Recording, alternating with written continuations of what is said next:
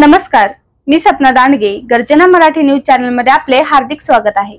आज आपण पाहणार आहोत आजच्या विशेष घडामोडी. आदर्श ग्राम वकाणा येथे बुद्ध आणि त्यांचा धम्म या ग्रंथाचा प्रवर्ण दिवस मोठ्या थाटात साजरा.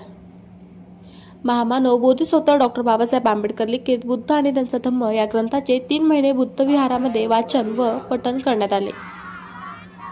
दिनांक 24 ऑक्टोबर 2025 रोजी संग्रामपूर तालुक्यातील वकाणा या ठिकाणी आम्रपाली महिला मंडळ व नवयुवक मंडळांच्या वतीने या धम्मग्रंथाचा प्रवर्ण दिवस साजरा करण्यात आला.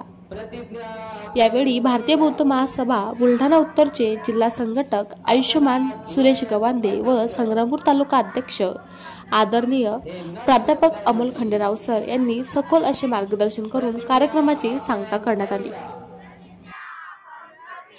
आहे सत्य अनंत ती पूर्ण आकलनाची प्रतिज्ञा आपण करूया. भगवान बुद्धाचा अतुल्य मार्ग तो संपूर्ण साध्य करण्याची. साधू साधू साधू. जास्त वेळ तुमचा घेणार नाही, कारण की आमचे मार्गदर्शक गवांदे साहेब यांचं मार्गदर्शन अजून बाकी आहे आणि ते तुम्हाला व्यवस्थित ऐकायचं आहे. हा जो 3 महिन्याचा कालावधी या ठिकाणी झाला, आता आपल्याला समजलं की तथागत भगवान गौतम बुद्धांनी हा जो धम्म दिलाय, हा धम्म कसा आहे, या धम्माचं आचरण करत असताना, वागत असताना, समाजामध्ये राहत असताना आपण ते कशा पद्धतीचं राहिलं पाहिजे, वागलं पाहिजे, बोललं पाहिजे, ह्या सर्व गोष्टी आपल्याला या 3 महिन्यामध्ये समजल्या.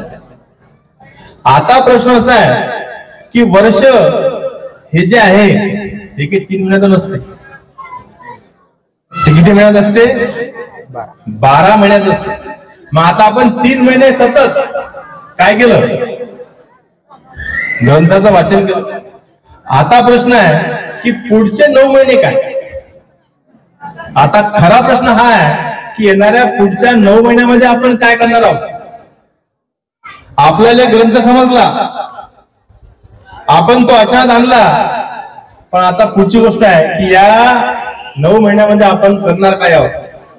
आणि म्हणून हे सांगत असताना एक छोटीशी गोष्ट तुमच्या समोर सांगतो. पहा, एक भविष्यवाणी केल्या गेली आणि ते भविष्यवाणी अशी होती की आता पुढील 7 वर्ष मेघगर्जना होणार नाही, पाऊस पडणार नाही. भविष्यवाणी काय झाली? भविष्यवाणी हे झाली की आता पुढच्या 7 वर्षामध्ये कुठलाच पाऊस पडणार नाही, पावसाळा ऋतू येणार नाही. किती वर्ष? 7 वर्ष. आणि मग झालं असं की जे शेतकरी होते त्यांच्या डोक्यात हा विषय गेला की आता पुढच्या 7 वर्षात काहीच नाही. मग त्याच्यातला एक शेतकरी असा होता की त्याला फार आनंद झाला, त्याला मजा वाटली की आता 7 वर्ष काहीच नाही, कुठल्याच पद्धतीचं वावरात जाणं नाही, ना बैलाला हाकलत नाही, ना कुठलं खुरपण नाही, कुठलं निंदन नाही, कुठलं डवरण नाही. तो खूप आनंदी झाला. मग आनंदात आनंदात आनंदात 1 दिवस गेला, 2 दिवस गेले, 3 दिवस गेले, 4 दिवस गेले, 5 दिवस गेले, 7 दिवस गेले, हप्ता गेला. आणि हप्त्यानंतर तो बोर झाला घरी. जशा सुट्ट्या असतात लेकरायला, सुट्ट्या लागल्या दिवाळीच्या, पोट्टे खुश. 1 दिवस, 2 दिवस, 3 दिवस नंतर मात्र आठवण येते शाळेची. कोरोना पिरियड मध्ये तुम्ही सर्वांनी अनुभवलं. मग त्याच पद्धतीचा तो शेतकरी 7 दिवस झाला तो आनंदात होता, मजेत होता, घरी गुमान मस्त बसून होता. नंतर त्याने समजलं की भाऊ आता हे काही खरं नाही, मी जर असाच राहिलो तर कंडिशन अशी होईल की या वावरातले जे काम आहेत, हे वावरातले काम हळूहळू हळूहळू मी सर्व विसरून देईन, मी सर्व करणार आहोत, विसरून जाणार आहोत. आणि म्हणून ते भविष्यवाणी होऊ द्या, 7 वर्ष पाणी पडेल पडू द्या, पण मी मात्र काय करतो, उद्या माझी जे बैलजोडी आहे ते बैलजोडी गाड्याला बांधतो आणि वावरात पळतो. त्यांनी तसंच केलं. सकाळी उठला, बैलजोडी गाड्याला बांधली आणि वावरात चालला गेला. वावरात चालल्या गेल्यानंतर त्याने वावरातले काम सुरू केले. पराठी उपटून टाकली, नांगरण सुरू केलं, वखरण चालू केलं आणि हे वखरता वरून मेघगर्जना झाली. आकाशातून ढगाचा खळखळाट झाला आणि त्या ढगाच्या खळखळाटातून आवाज आला की काय बा, तुला भविष्यवाणी ऐकली नाही काय? काय बा, तुला भविष्यवाणी ऐकली नाही का? 7 वर्ष लेखा पाणी पडणार नाही, पाऊस पडणार नाही आणि तू मॅटासारखा बावटासारखा हे काय करायला? उठला सुटला की चालला, पराठी उपटली, नांगरून काढलं आणि आता भोसरणी करू राहिला. काय चालू आहे? तुला सांगितलं नाही का भविष्यवाणी? त्यावेळेस तो शेतकरी काय म्हणते माहित आहे? तो शेतकरी म्हणते की भाऊ, मी 7 दिवस मजा केली, पण नंतर लक्षात आलं की मी जर असाच घरी राहिलो तर हे सर्व डोक्यातून निघून जाईल. पराठी उपटतात कशी, नांगरतात कसं, वखर मारतात कसा, ह्या सर्व गोष्टी मी काय होणार, विसरून जाणार. असं कोण सांगू राहिलं?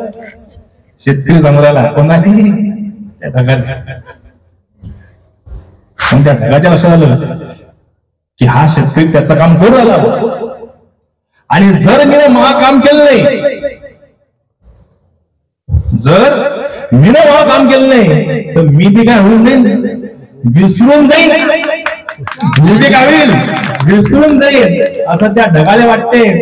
आणि मग तो ढग सुद्धा म्हणते, हो काय बरोबर आहे, उद्यापासून आपली धारधार बॅटिंग सुरू, पाऊस भरून चालू होऊन. सांगायचं तात्पर्य या गोष्टीतून हे आहे की 3 महिने झाले तुम्ही काय केला? आदरणीय विजय वानखेडे यांच्या समोर ग्रंथाचं वाचन म्हणून पठण केलं. आता पुढच्या 9 महिन्यामध्ये काय? आज करोना दिन साजरा केला, मजा केली, आनंद लुटला, मान्य.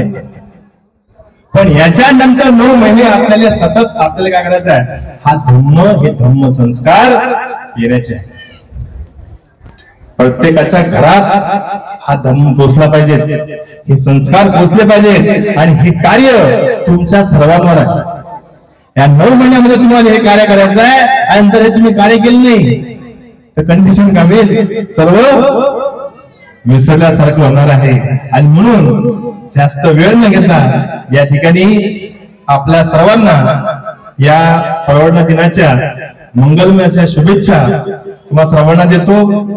आपल्या प्रती, आपल्या गावाप्रती मंगल कामना व्यक्त करतो आणि लांबलेले शब्द होते त्या ठिकाणी थांबवतो. बोलायचं खूप आहे, पुढच्या वेळेस येऊ, त्यावेळेस निश्चित एखादा विषय घेऊन येऊ. सध्या याच ठिकाणी थांबतो. तुम्ही सर्वांनी ऐकून घेतलं यासाठी सर्वांचे मनपूर्वक आभार व्यक्त करतो. धन्यवाद. थांबतो. जय संग्रामपूर. आम्ही या ठिकाणी बंतजीने आम्हाला पंचशील या ठिकाणी दिलेला आहे. पंचशीलमध्ये आम्ही म्हटलं प्राणाची पाता वेर म्हणजे आम्ही प्राणाची हिंसा करणार नाही. शिक्षा पदम समाधी आम्ही प्रतिज्ञा आहे, शपथ आहे. पुन्हा आम्ही म्हटलं काहीतरी अजिन्नदाना वेर म्हणे चोरी करणार नाही, कामे सुनिच्छाचार, आम्ही व्यभिचार करणार नाही, दुराचार करणार नाही. पुन्हा आम्ही म्हटलं मुसावादा, आम्ही खोटं बोलणार नाही, आम्ही सुरामेळ, आम्ही कुठल्याही प्रकारचं व्यसन करणार नाही. आता आमची ही जी मुलं छोटे छोटे बिघडतात ना, मोबाईल मध्ये घडतात, वाटतील त्या गोष्टीमध्ये घडतायत ना, याला कारणीभूत जर कोणी असेल तर माय बापा. आई वडील जोपर्यंत परिवर्तनशील बुद्धाच्या मार्गाने येणार नाहीत या लेकरांकडून तुम्ही चांगली अपेक्षा सुद्धा करू शकत नाही. बरोबर आहे का नाही? आता जी लेकर मोबाईल दिल्याशिवाय जेवत केला जेवण, त्याच्या आईला कधी म्हटलं त्याच्या हातचा मोबाईल घ्यामध्ये ते जेवणार नाही. माझा त्या आईला सांगणार त्याच्या हात, त्याला आजच्या जण उपाशी राहू दे, त्याच्या पोटामध्ये खूप चुकीचा आग मुसकू दे, तो स्वतः तुला जेवण मागेल. तर आमची आई असं करत नाही. ती म्हणते हा उपाशीच नाही राहिला, याच्या हाती मोबाईल दिलाच पाहिजे. आम्ही बाबासाहेब आंबेडकरांनी हा पवित्र असा महान धम्म मोठ्या परित्यागाने आम्हाला दिला आहे आणि हा जो धम्म आम्हाला दिला आहे तो धम्म खऱ्या अर्थानं आम्ही कितपत स्वीकारला हे या निमित्तानं आम्ही चिंतन केलं पाहिजे. धम्मग्रंथाच्या निमित्तानं बरोबर आहे का नाही? याचं आम्ही चिंतन केलं पाहिजे की हा बाबासाहेब आंबेडकरांनी अथक प्रयत्नाने हा धम्म आम्हाला दिला आहे. 5 वर्ष 1 महिना आणि 13 दिवस हा ग्रंथ बाबासाहेबांनी दिला. आम्ही 3 महिन्यामध्ये वाचतो या वर्षवासाच्या काळामध्ये. आणि आता थोड्या वेळानं हा या पवित्र त्यागमय वस्त्रामध्ये हा गुंडाळून ठेवणार आहोत. निश्चितपणे ठेवून द्या गुंडाळून. पण जे तुम्ही त्याची पानं वाचले ना ते पानं तुमच्या जीवनामध्ये उतरायला सुरुवात, पानं जे वाचले ते आपल्या जीवनामध्ये उतरवायला सुरुवात करा. तर अर्थ आहे. नाहीतर आम्ही सुद्धा सोंगी ढोंगी हवा असा त्याचा अर्थ होईल. आमचा ढोंग पसरा आता थांबला पाहिजे. आमच्या फक्त मुखामध्ये जय भीम येते. मी नेहमी सांगतो की 33 कोटी कल्पना ही खोटी, 33 कोटी कल्पना ही खोटी, याच कल्पनेने इथे मेले कोटी कोटी.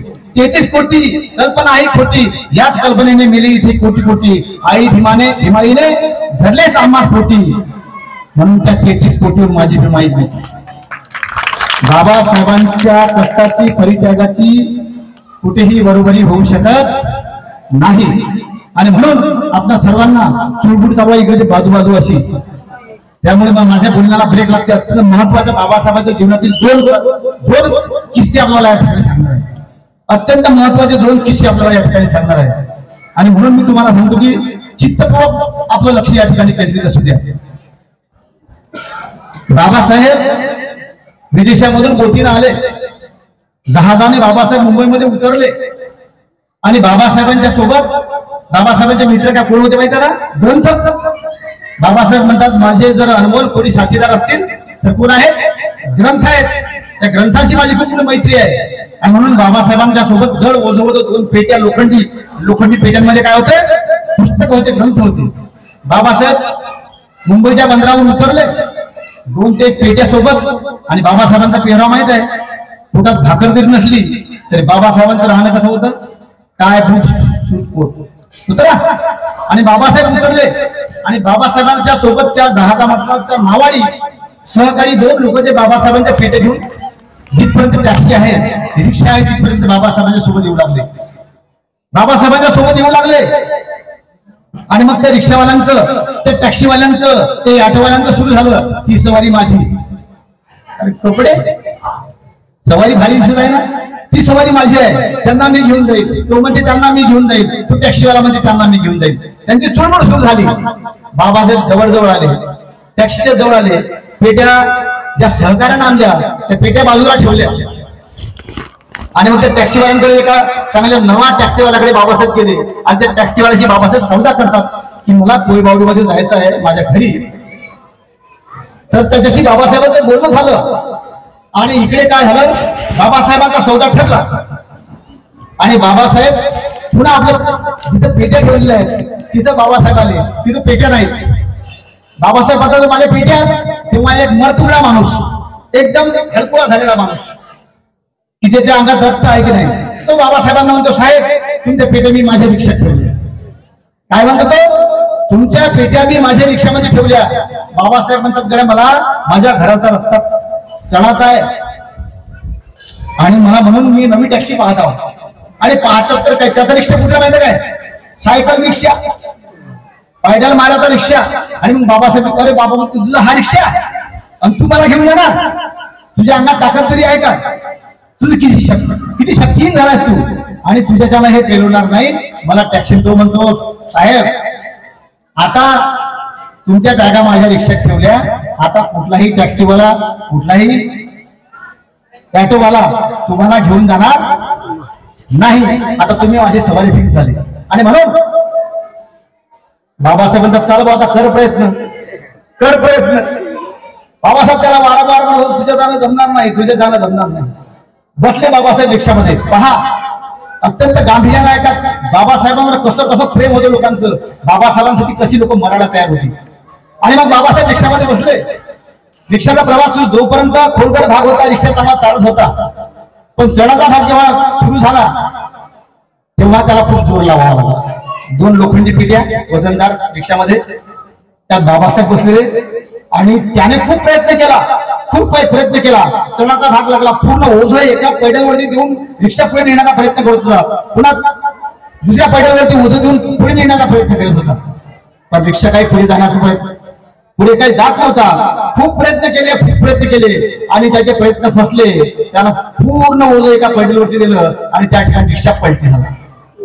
बाबासाहेब रिक्षात बसलेले, रिक्षा पलटी झाला, 2 मिनिटं साईडला पडल्या आणि बाबासाहेबांनी अलगद एका बाजूला उडी काढली. पण तो रिक्षा चालक डोक्यावर पडला, त्याच्या डोक्याला लागलं आणि तो एकदम निस्तेज अवस्थेमध्ये त्या ठिकाणी पडला. बाबासाहेब लवकर त्याच्या जवळ आले. बाबासाहेबांनी त्याला उचललं, दोन्ही त्याचे खांदे पकडले. बाबासाहेब त्याला उचलतात, त्याला उचलण्याचा प्रयत्न करतात आणि पाहतात त्याच्या खांद्याला हात लावून बाबासाहेब पाहतात तर त्याच्या अंगाला फणफण ताप होती. बांधवांना खूप ताप होती त्याच्या अंगाला. आणि मग बाबासाहेब त्याला म्हणतात, अरे बाबा, तुला आधीच म्हणून तुझी अवस्था किती हलकुळा तू आहेस आणि तुझ्या अंगाला ताप किती आहे, ते पैसे घे आणि आधी दवाखाना कर. तो म्हणते, माझ्या बापानं मला सांगितलं नाही, हे माझ्या गुरुनं मला हे सांगितलं नाही की कष्टाविना कोणाचे पैसे घ्यायचे. मी तुम्हाला साहेब तिथपर्यंत. बाबासाहेब म्हणतात, तुला शक्य होत नाही, ते पैसे घे आणि तू तुझा दवाखाना कर. तो बाबासाहेबांना काय म्हणतो ह्याला ऐका. तो म्हणते, साहेब, गेले 3 दिवस माझ्या अंगाला ताप असतानाही हे मी जड काम करत आहे. काय म्हणतो तो, गेले 3 दिवस झाले माझे मुलं, बाळा, पत्नी आम्ही अर्ध्या भोजनावरती राहत आहोत आणि माझ्या अंगाला ताप असतानाही मी हे जड काम करत आहे. कारण त्याने बाबासाहेबांना कधीच पाहिलेलं नसतं. श्रद्धा खूप मोठी आहे. कारण तो म्हणतो, येणाऱ्या 13 ऑक्टोबरला आता 4-5 दिवसाने आमच्या बाबासाहेब आंबेडकरांची येवल्याला सभा आहे. बाबासाहेबांना सांगते तो, येत्या 13 तारखेला आमच्या बाबासाहेब आंबेडकरांची येवल्याला सभा आहे आणि साहेब, त्या सभेसाठी आम्ही 3 दिवस झाले अर्धपोटी राहत आहोत आणि मी पैसा जमा करत आहोत आणि त्या महामानवाचं दर्शन मला घ्यायचं आहे. त्याचे विचार मला जोडून ऐकायचे आहेत आणि त्याला मला जोडून पाहायचं आहे आणि त्यासाठी माझ्या जीवाचा हा आटा पिटायचा आहे. बाबासाहेब क्षणभर हळवे होतात, डोळ्याचा चष्मा काढतात, रुमाल काढतात आणि बाबासाहेब डोळे पुसतात. किती या लोकांचं माझ्यावर प्रेम आहे. बाबासाहेबांचं मन भरून येते, गळवरून येते. किती या लोकांचं माझ्यावर प्रेम आहे. आणि म्हणून बाबासाहेब त्याला म्हणतात, तुला तुझ्या बाबासाहेब आंबेडकरांना जोडून पाहायचं आहे, नाही का? हो साहेब. तुला तुझ्या बाबासाहेबांना त्यांचे विचार ऐकायचे नाही का? हो साहेब, मला माझ्या बाबासाहेबांचे विचार ऐकायचे आणि तुझ्या बाबासाहेबांच्या सभेला तुला येवल्याला जायचं नाही का? तेव्हा बाबासाहेब त्याला म्हणतात, अरे त्या बाबासाहेबांना पाहण्याची तुझी इच्छा आहे, त्यांचे विचार तुझी ऐकण्याची इच्छा आहे. अरे ते तुझे बाबासाहेब तुझ्या समोर उभे आहे. एखाद्या माणसाला कधी कधी जास्त दुःख झालं की अटॅक येतो आणि जास्त आनंद झाला की त्याला अटॅक येतो. अतिशय आनंद त्याचं मन भरून येते. त्याचं मन असं भरून आलं की हा काय प्रसंग आहे की बाबासाहेब तुम्ही माझ्या समोर. झाड दिशी झाले, बाबासाहेबांच्या दोन्ही हाताने घट्ट पाय घातले आणि काम झाला. आणि हे वास्तव सत्य आहे. खैरमोडे साहेबांचं तुम्ही जीवनचरित्र होता, त्याला बाबासाहेबांच्या पायावर आपला जीव सोडून दिला. बाबासाहेबांच्या पायावर गटकावून झाला. किती लोक बाबासाहेबांना प्रेम करणारे आणि आम्हाला 69 वर्षानंतर सांगावं लागते की हे करू नका, ते करू नका, हे करू नका, हे करा, हे करा. बाबासाहेबांनी हे करू नका सांगितलं, बाबासाहेबांनी हे करा सांगितलं. आणि म्हणून खऱ्या अर्थानं आपल्या सर्वांना, आपण सर्वांनी एक मनाची भुंगाड बांधली पाहिजे की माझं काही होऊ दे पण मी बाबासाहेबांच्या विचाराशी गद्दारी करणार. माझं काही होऊ दे, माझं काही होऊ दे पण मी बाबासाहेबांच्या विचाराशी, त्यांच्या त्यागाची, त्याच्या कष्टाची कदापि निर्माण करणार आहे. आमचं काय थोडं तरी मूर्त आजारी पडलं ते आम्ही ताबडतोब त्याला सुरुवात आहोत. पण आम्हाला आठवण येत नाही बाबासाहेबांनी त्यावेळेस आम्हाला आठवण आली पाहिजे. बाबासाहेब तुम्ही किती खर्चा खाल्ल्या, तुमचे 4 मुलं सोन्यासारखी पत्नी मातीत गेली आणि आम्ही किती प्रेमान झालो. त्यात आमचा मला खरोखर झालं आणि दवाखान्याच्या विषयी सगळ्या मरणाच्या पद्धती पहा. आजही वयोवृद्ध माया मुलीला आमच्या भोवताचारी असतात, भंतीची असतात, पण तरीही त्यांना दाढी मारून सूर्याच्यामध्ये मुखात घातला जातो. स्वतःची काही गोष्टी पानाचा विळा तो म्हणजे जीवनात कधी घातल्याची व्यक्ती करणारी त्याच्या तोंडात पानाचा विळा घालतात आणि त्याचं तोंड पिठपत सर्व कसंही करून निरंतरी त्याचा चेहरा खराब करून टाकतात. काही अर्थ नाही, बरोबर लावणे हे करणे. आणि म्हणून ह्या अनाठाई कथा परंपरा आम्हाला संबंधित आहे. बाबासाहेब म्हणतात, अरे लढलो नसतो तुमच्यासाठी मी जिद्यानी नेटाने. काय म्हणतात बाबासाहेब, लढलो नसतो तुमच्यासाठी मी जिद्यानी नेटाने. परिवर्तनाची दिशा दाखवली नसती तुम्हाला माझ्या बोटाने. दाखवली ना बाबासाहेबांनी दिशा. लढलो नसतो तुमच्यासाठी जिद्यानी नेटाने. परिवर्तनाची दिशा दाखवली नसती तुम्हाला माझ्या बोटाने. बांधले असते माझे घर सोन्याच्या विटाने, काय म्हणतात बाबासाहेब, बांधले असते माझे घर मी सोन्याच्या विटाने, पण मेला असता समाज माझा सदा उपाशी पोटाने, सदा उपाशी पोटाने. बाबासाहेब जर नसते तर आमची भरगत नसती. आम्हाला आमचं जीवन जर सुखानं जगायचं असेल, आनंदानं जगायचं असेल आणि सुखानं मोडायचं असेल तर बाबासाहेबांच्या विचाराशी प्रामाणिक व्हा. जीवन तर सुखाने जगायचं आहे. जन्म चांगला झाला मधला जो काळा जीवनाचा तो सुखाने जगा आणि मरण सुद्धा सुखानं यावं, यासाठी आपण चांगलं जीवन जगा. करा असे काही की इतिहास घडले पाहिजे, असे काही करा की इतिहास घडले पाहिजे आणि प्रत्येकाच्या ओठावर नाव तुमचे जुळले पाहिजे. मरता मरता करा असे काही की इतिहास घडले पाहिजे आणि प्रत्येकाच्या ओठावर नाव तुमचे जुळले पाहिजे. धम्मग्रंथाचे पठण केले तुम्ही, आता परिवर्तन घडले पाहिजे. धम्मग्रंथाचे पठण केले तुम्ही, आता परिवर्तन हे घडले पाहिजे. मरतात तर लाखो करोडो लोक रोज जिथे, मरतात तर लाखो करोडो लोक रोज जिथे, पण तुम्ही असे मरा की तुमच्या मरणावर पशु पक्षी सुद्धा रडले पाहिजे, पशु पक्षी सुद्धा रडले पाहिजे.